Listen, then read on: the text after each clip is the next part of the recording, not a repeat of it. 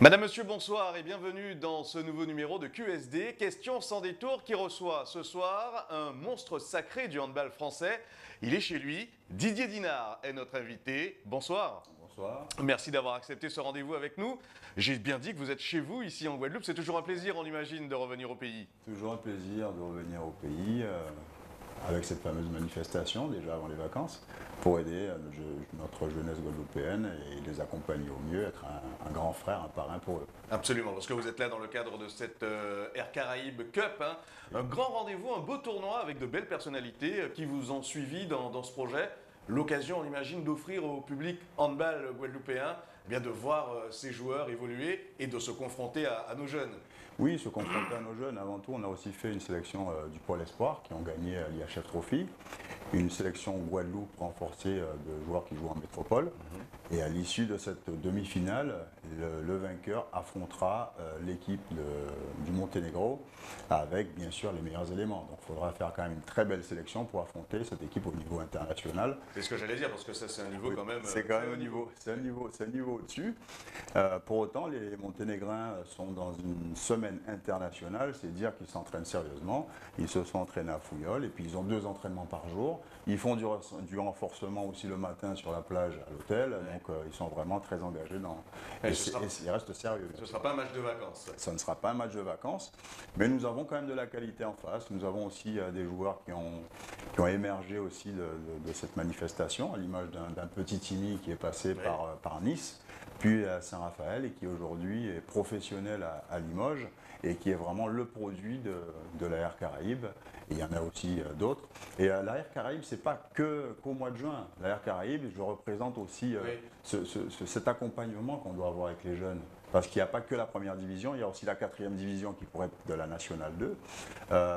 Tout au long de l'année, il y a des jeunes qui peuvent m'appeler parce qu'ils ont aussi besoin de réseau pour pouvoir être accompagnés au niveau professionnel ou des études et le sport. Vous tenez justement à jouer ce rôle de passerelle entre l'Hexagone, l'Europe et la Guadeloupe. Ça vous tient à cœur et ça marche, j'ai envie de dire, avec beaucoup de jeunes qui font appel à vos services. Oui, je tiens à faire cette passerelle puisque je ne l'ai pas eu quand j'étais jeune. Ouais. Quand j'étais jeune, il n'y avait pas toutes ces infrastructures, il n'y avait pas tout ce réseau qu'on pouvait avoir.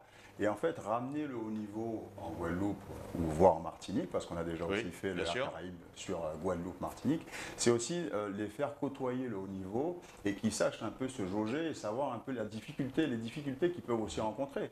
Et moi, à l'époque, je regardais un Jackson Richardson à la télé, je ne pouvais pas le côtoyer. Et pourtant, l'histoire montre que j'ai été champion du monde avec lui par la suite. Mais en fait, puisque je ne l'ai pas eu, je veux redonner au sport ce que le sport m'a donné et être le grand frère, le parrain pour ces jeunes. Et j'essaie de le faire au mieux pour eux. Didier Dinard, plus tard Méline Nocandi, il y a un vrai vivier en Guadeloupe dans le handball guadeloupéen.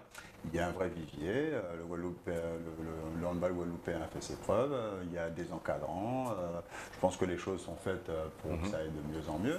Et puis je pense aussi que nous sommes tout simplement des ambassadeurs. Oui. Nous sommes des ambassadeurs, il ne faut pas toujours attendre que ça vienne des autres.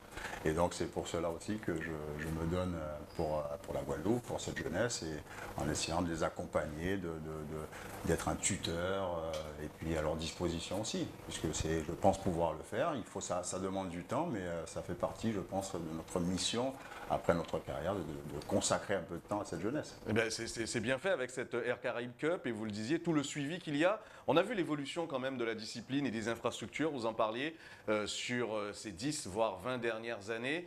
Qu'est-ce qu'il faut de plus pour aller plus loin et se dire qu'on peut régulièrement sortir des champions? Parce qu'il n'y a pas que la première division, il n'y a pas que le niveau équipe de France, mais on peut avoir des professionnels dans plusieurs divisions. On peut avoir des professionnels dans plusieurs divisions. Après, il ne faut pas non plus penser qu'il n'y a pas forcément qu'une réalité ou un parcours idéal. Donc, en général, quand on intègre un centre de formation, c'est l'issue du pôle espoir. Par exemple, j'ai accompagné Rulan Levallois, qui est un jeune qui était à Zayanla et que j'ai contacté pour le faire partir à Nice. De Nice, il est allé à Rodez, puis Aix-en-Provence le contacte pour être stagiaire pro avec un club professionnel. Donc, on essaie toujours de trouver le meilleur parcours, le parcours idéal pour chaque jeune et essayer de s'adapter. Il ne faut pas non plus se précipiter parce que parfois, certains jeunes ont une maturité, on va dire, tardive pour pouvoir accéder au haut niveau. Est-ce qu'il y a des stages de détection qui sont régulièrement prévus sur la Guadeloupe? Il y a l'Air Caraïbes Cup, c'est fait aussi l'occasion, pour qu'ils ouais. puissent aussi se mettre en exergue lors des détections. Ça, c'est une première étape. Pour autant, tout au long de la saison, je suis en contact avec des entraîneurs de la Guadeloupe qui me disent que ce jeune-là peut être intéressant. Et forcément, il y a des centres de formation ou des clubs à des niveaux intermédiaires qui font aussi un recrutement à ces postes-là. Et j'essaie de les guider au mieux. Alors, on a beaucoup parlé de ce que vous donnez, de ce que vous apportez au handball guadeloupéen, et merci pour cela. Mais on parle de vous, toujours en activité, et en D1 également avec Ivry. Oui, c'était un nouveau challenge. Quand je suis arrivé à Ivry, ils étaient relégables. Donc ma mission première était d'essayer de les stabiliser, les maintenir en Ligue Imoli Star League. C'est un club historique qui a gagné 8 titres de champion de France par le passé. Pour autant, ils ont été un peu en difficulté ces dernières années. Donc c'était pas une mission facile, mais moi j'aime bien les challenges. Il faut savoir se challenger un peu, et ce qui aide aussi à progresser. Donc il faut toujours aller de l'avant. Ça veut dire que votre avenir proche va s'inscrire dans ce projet d'Ivry. Mon avenir proche, bien sûr, est dans ce projet d'Ivry. J'avais l'opportunité de récupérer le projet 6 mois avant, donc c'est-à-dire de jouer toutes les cartes pour rester en première division, ce qui correspond quand même à la 65e année en première division pour le club d'Ivry. C'est pas rien. C'est pas rien, c'est un club historique, et donc ils y tenaient, donc ils ont quand même fait un changement en cours de saison, milieu de saison, en changeant d'entraîneur. Donc c'était quand même, il y avait beaucoup d'attentes. Mais aujourd'hui, ça a été concluant, tant mieux. Et il me reste encore 3 saisons à effectuer au club d'Ivry, en espérant bien sûr les stabiliser et qu'on puisse travailler plus sereinement tout au long de la saison. Et gagner en niveau. On ne peut pas parler de Didier Dinard sans parler de l'équipe de France, bien évidemment. D'autant qu'il y a cette grande échéance à venir des JO à Paris. Ça restera un moment particulier. C'est un moment particulier. Vous suivez cette sélection? Oui, mais c'est un moment particulier.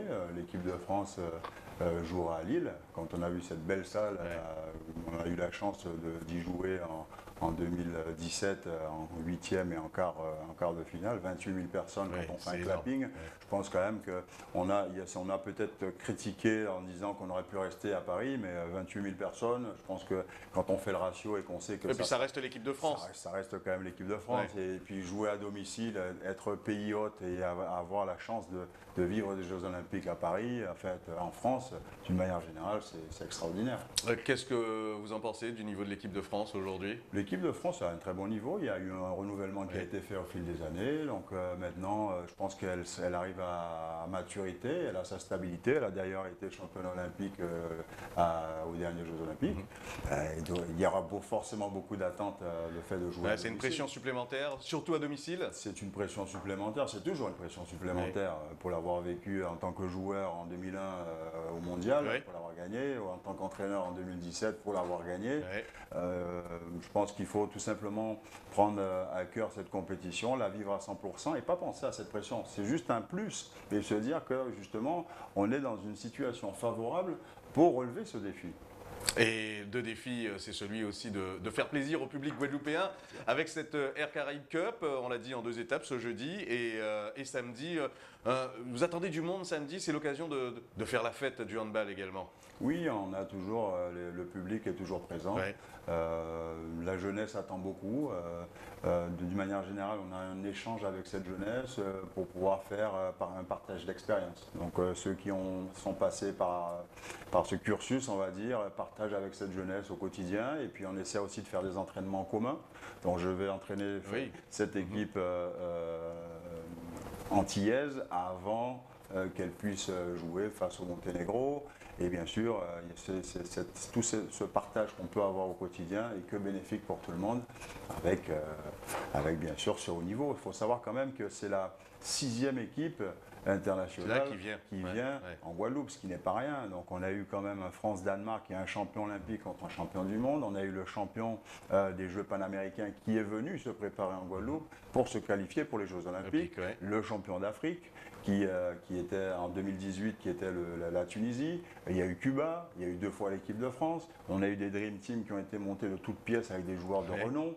C'est vous dire qu'il y a quand même, si on devait monter... Il y a un engouement en tout cas. Il y a un engouement. Et si on devait faire un musée du hand, je pense qu'on qu'on fait partie des plus beaux départements qui ont pu faire ce genre de manifestation. Oui, on le dit souvent, la Guadeloupe, terre de champions. Terre Et de les champions champions. viennent chez nous également. Voilà. Pour terminer, on va juste redonner le programme, puisque c'est en deux temps, j'ai envie de dire. D'abord ce jeudi soir. Ce jeudi soir, et puis Alors les matchs, on rappelle, ce soir. match du pôle Espoir Espoir, voilà. face à la sélection Antilles.